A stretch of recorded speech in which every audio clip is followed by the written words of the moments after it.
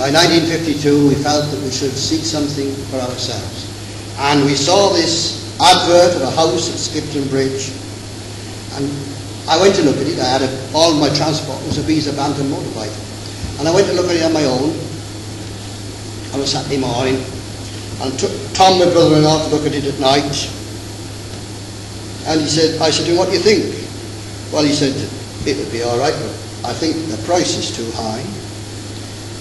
I would ask them, if I were you, to come down. It was Saturday night. The letter was never written. Next day, my wife said, "Are you going to write to that firm, house agents?" I said, "No, not today. Not on the Lord's Day." The next day, I went to work. As I was working away at my bench, I thought to myself, well, surely, if we'd had that place, I won't be denied it because I honoured God on His day. And the thought came, why don't you ask Him to show you if He wants you to go there? So, like Gideon, I put out a fleece. I said, Lord, if you bring the house down, the price down £100, I'm to go. If the price doesn't come down £100, I stay. So I came home, wrote the letter, put it in the post. It crossed in the post with a letter offering me the property of £250 less. Our letters crossed. So you see, that was rather a remarkable way that God showed me. Not very long afterwards, within a fortnight ago or so of saying that we would go and signing up, out of the blue I was made redundant. And it would have been, no doubt, a great test to me to be certain, was I making a great mistake, if I had not had that assurance beforehand that God, I believe, had showed me that we should go there. We also got another great encouragement about that time, because there was a Cliff Missioner came to Topcliffe in February 1952, Ernie Steele, for his second mission. And in that mission, into the congregation came a little man with some young people from Skipton Bridge. And two of those young ladies were converted. One of them is with you this afternoon, Red Blessed.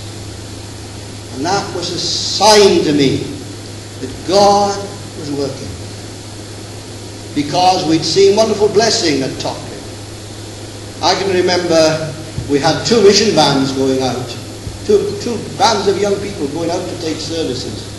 And on this one particular Sunday night, a farmer had rung one of them up, one of the leaders up, and said, "Can you take my appointment at Helperby because I'm lambing? I don't want to leave the sheep." And so this crowd of young folk went. We used to have a Bible class on a Monday night, and they came back and they always used to report how they'd got on.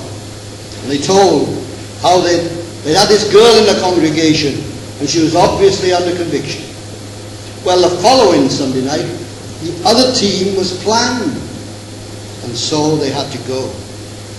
And that night, that girl responded.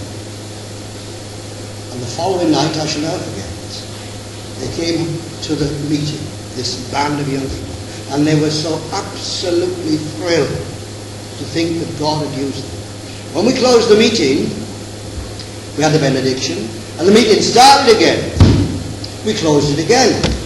And the meeting started again. We had 3 benedictions that night before we finally went.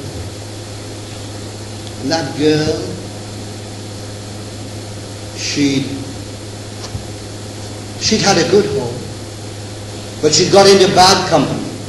But there again, God had put His hand upon her and brought her under conviction. And she was not an easy type of character to deal with. There were many people who didn't have any patience with her at all. But among a few folk at Topcliffe, she found folk who cared. And so God kept her. There were times when she would wander away and seem to go right back. On one occasion, I remember she came to our house at Skipton some years later. And we had a meal together. And the eldest lad said the Grace. And she testified afterwards. And it was that lad's grace that brought her back. You see, you can't never tell how God is working. She was just working in the fields at that time. She left that and she went on into nursing, into mental nursing at York. She today is the equivalent of what they call a matron of a hospital. And her father, at the age of nearly 60, was converted. You know, the sad thing is that that local church could have built a new congregation around those two newly converted people. But it never happened. A great tragedy. I remember Arthur telling us how on the first Sunday morning after his conversion, he met the man on the path with his paper. I don't want that. He said, it's the right one. It's the one you always have. I know, he said, but I don't want it. Why? He said, I don't want it. I'm a new man. And that man had lived all his days in Helvin. And the impact upon that village of those two conversions could have been used mightily. But the church missed its opportunity. Well, we get back to ourselves. We came to Skipton. Away from a place that was thriving to a place that was struggling. But God has blessed us. And God has taught us many, many valuable lessons. And so you see, we've got a link between Skipton Bridge and Brompton.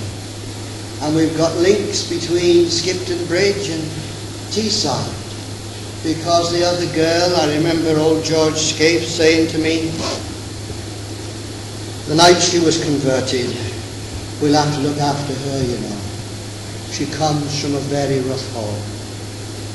And it was rough. Her father was just a farm worker, and there was five children. But God used that girl's testimony, her life, her witness, to touch others of her own age group, and right through now until her own children are being converted.